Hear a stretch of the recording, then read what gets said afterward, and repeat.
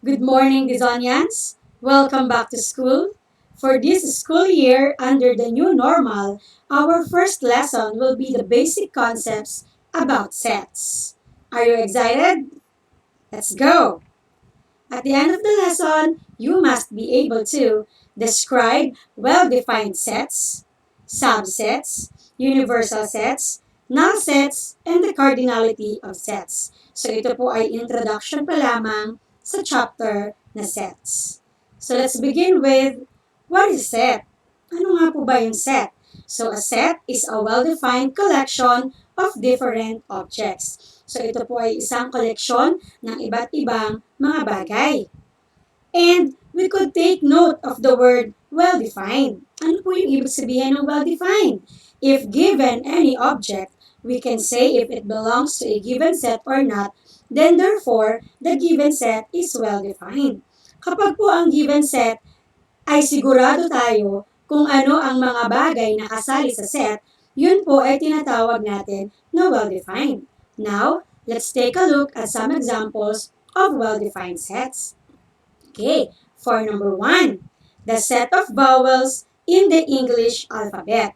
Di ba po ang mga vowels ng English alphabet ay A, E, I, O, and U. So kahit ibang tao po yung magsagot, ang sasagot pa rin po nila ay A, E, I, O, and U. That's why this is a well-defined set. Another example po, the set of colors of the rainbow. So alam naman po natin na ang colors of the rainbow is the acronym ROY-G-BLIEV, meaning red, orange, yellow, green, blue, indigo, and violet. And for the third example, the set of odd numbers. So the set of odd numbers are 1, 3, 5, 7, 9, and so on. Wala po itong katapusan. And for the fourth example, you have the set of the planets of the solar system. So ano-ano po ba yung mga planeta sa solar system? You have Mercury, Venus, Earth, Mars, Jupiter, Saturn, Uranus, and Neptune. And for number 5, the set of factors of 24. And those are 1, 2, 3, 6, 8, 12, and 24. And you have also 4. So, ayun po ang ibig sabihin ng well-defined. Kapag sigurado po tayo na ang isang bagay ay kasali sa given set. At yung sagot natin, yun din po ang magiging sagot ng ibang tao. Now, kailan naman po not well-defined ang isang set? For example, the set of pretty girls in the room. Bakit po siya not well-defined? Because of the word pretty. Hindi po kasi lahat ng maganda para sa akin ay maganda rin para sa inyo. So kapag ang hinihingi po ay ating opinion, pwede pong magkaiba-iba ang ating sagot. That is now called a not well-defined set. So pag maganda sa akin, pwedeng hindi maganda sa iba. So let's take a look at the other examples. The set of strict teachers in your school. So maaari po na para sa iyo, ang isang teacher ay strict, pero sa kaklase mo, hindi naman. So that is also not well-defined. And for the third example, the set of great leaders. So maaari po ang iba sasabihin na magaling o mahusay ang ating presidente, pero para po sa iba, hindi naman. So that is also not well-defined. Next example, you have the set of kind neighbors. Because of the word kind, hindi po ito well-defined. For the same reason, maaari pong mabait para sa kanya ang kanyang kapitbahay, pero para sa iba, hindi naman. And for number 5, the set of popular dance groups. So bakit po ito not well-defined? Kasi para po sa mga fans ng K-pop, napakasikat po ng BTS, pero para naman po sa iba, hindi naman po nila kilala ang BTS. That is why that is not well-defined. So I hope na unawaan niyo po ang pagkakaiba ng well-defined sets at not well-defined sets. So moving forward, so the members of a set can be described in different ways. So meron po tayong tatlong paraan para magsulat ng sets. Ano-ano po ang mga yun? For number 1, we can write sets by definition. For example, set A is equal to the set of counting numbers. So take note po, pag magsusulat po tayo ng set, we will use a capital letter. Like this. Let's say you have set A and then you have the equal sign and then you write a curly braces. Ito po, sa umpisa. At kapag tapos na po, mayroon po tayong closed curly braces. At nasa loob po yung definition, the set of counting numbers. For number 2, the second way of writing sets is by listing each element of a set. Ang listing element din po ay tinatawag natin na roster method. Ito po ay matatagpuan sa ating module. Ano po ang ibig sabihin ng listing? Pag sinabi pong listing, isusulat po natin isa-isa yung mga miyembro ng set. For example po, so again, gagamit po tayo ng capital letter. Let's say set A equals, meron po tayong open curly braces. At ano-ano po yung ating isusulat? So you have here 1, 2, 3, 4, 5, and so on. Pag wala pong katapusan yung ating set, gumagamit po tayo ng tatlong dots. Ang tawag po dyan ay ellipsis, na nangangahulugang wala po siyang katapusan. And the third way of describing sets is by set notation. Ganito naman po yung example. We use pa rin po capital letter to denote set A, and then equals, open curly braces, and then you have x such that x is a counting number. So yun pong ating definition na set of counting numbers. Kokopihin lang po natin dito, gagawin lang po nating singular. Kung dati po siyang counting numbers with s, tatanggalin lang po natin yung s counting number. And then lalagyan po natin sa unahan ng x such that x. So ito po yung binabasa natin na x such that x is a counting number. Pwede pong kahit anong letter ang ipalit sa x. Pwede pong a such that a, m such that m, y such that y, and so on. So let's now take a look at the examples of sets. So this time, ang gagamitin po natin is by listing or roster method. Okay, so for this example, let's say you have set D. And you have Monday, Tuesday, Wednesday, Thursday, and Friday inside. Nakalimutan ko pong sabihin kanina, ang sets po sa loob, bawat isang laman po niya is separated by a comma. So ano-ano po yung laman ng set D? Monday to Friday. So yan po ay ang ating days of the week na may pasok. So you have your Monday, Tuesday, Wednesday, Thursday, and Friday. Ano po ang tawag dyan sa mga nasa loob ng set? We call them as the elements. And how many elements are there in set D? Kung bibilangin po natin ilan ang laman ng set D, we have 4 or 5 elements rather. You have Monday, Tuesday, Wednesday, Thursday, and Friday. So obviously, there are 5 elements in set D. So again, ang tawag po dyan ay elements. For the next example, let's say you have set M. Contains the months September, October, November, and December. So these are the months ending with Ber. So si September po, October, November, and December, again, what do we call them? Yan, tinatawag din po natin silang mga elements. And how many elements are there in set M? So if you are going to count, obviously, there are 4 elements in set M.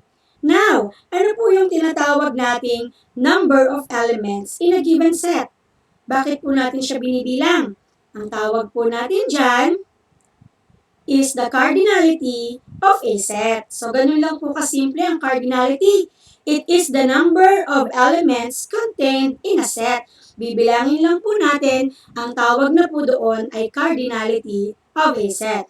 And in symbols, that is represented or can be written as cardinality of set D. Ito pong small letter n ay nangangahulugang cardinality of the given set. For example po, ay set D. So, balikan po natin yung example number 1 natin kanina. Di ba po, in our example number 1, we have 5 elements in set D. So, therefore, we can write that as the cardinality of set D is equal to 5. And, dagdag kaalaman po, kapag ang given set po ay kaya nating bilangin ang number of elements, we call that as a finite set. What is a finite set?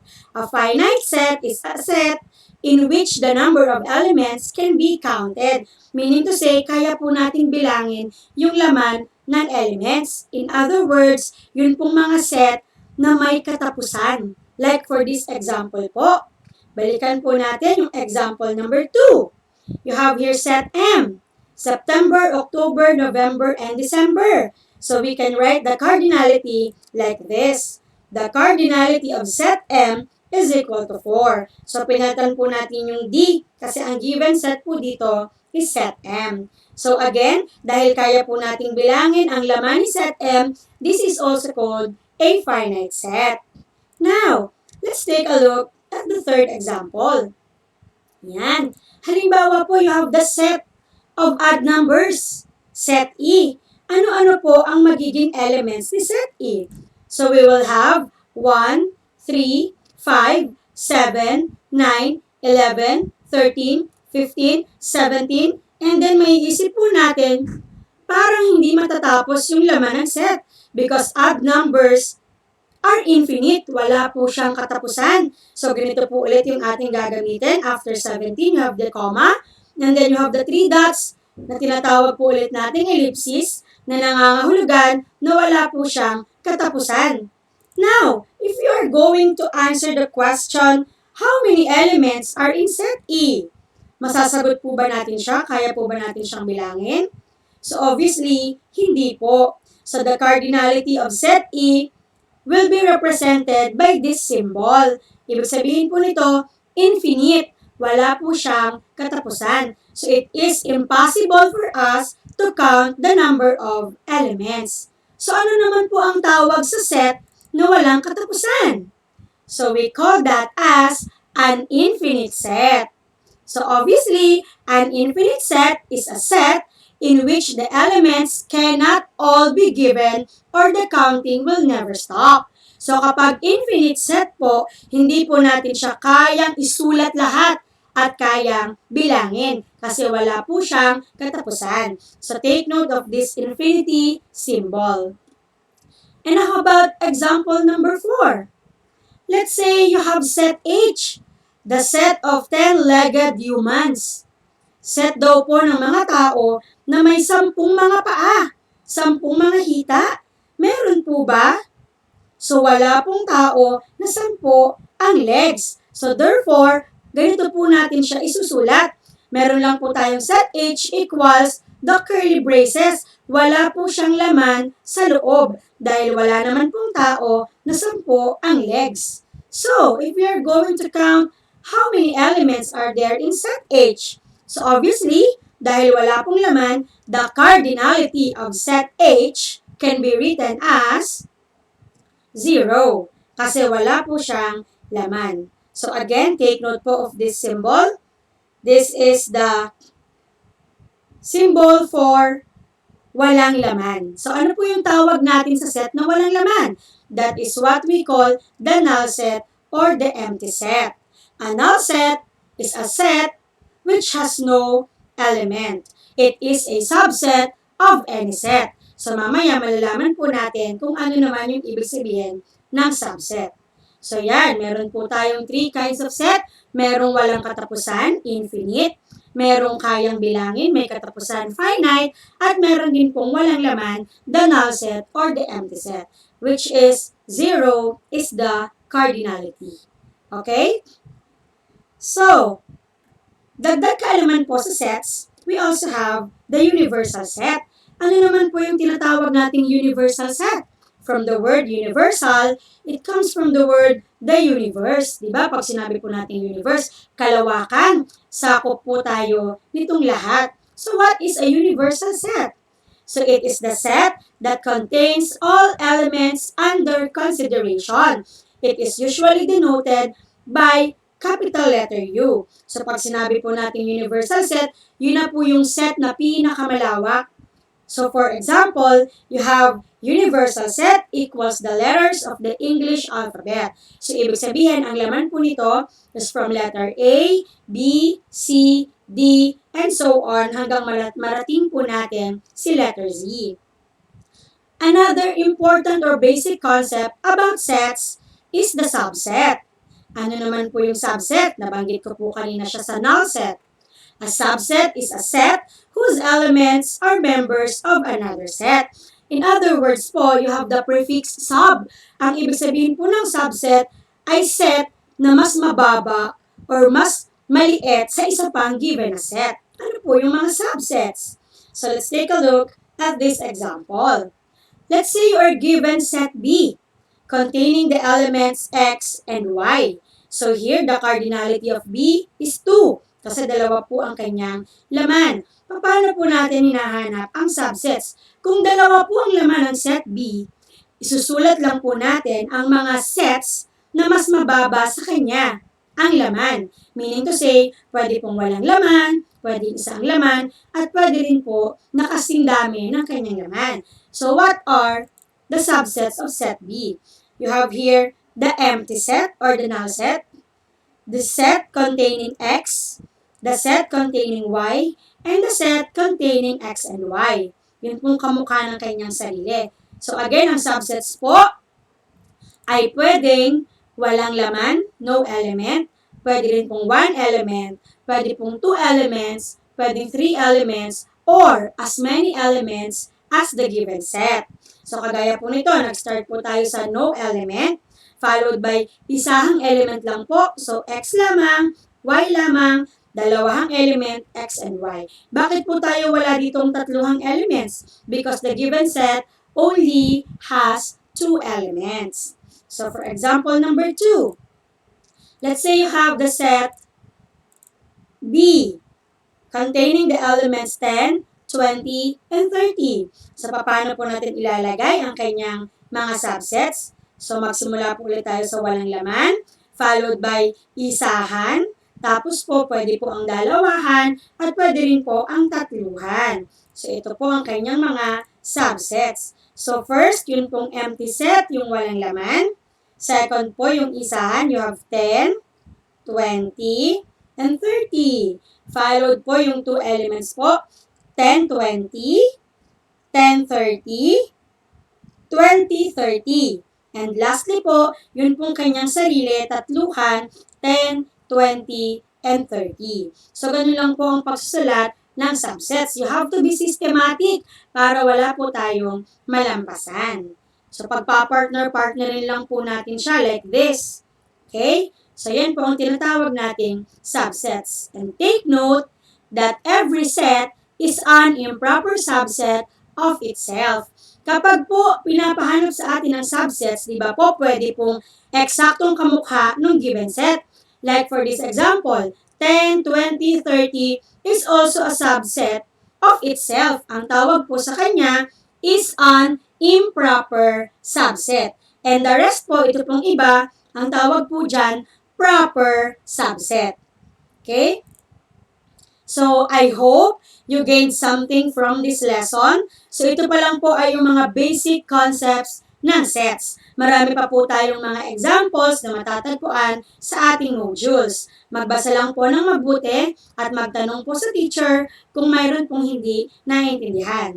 Thank you for watching the video. And again, welcome to Dizon High and kayang-kaya po natin labanan ang new normal. Magandang araw po sa inyong lahat.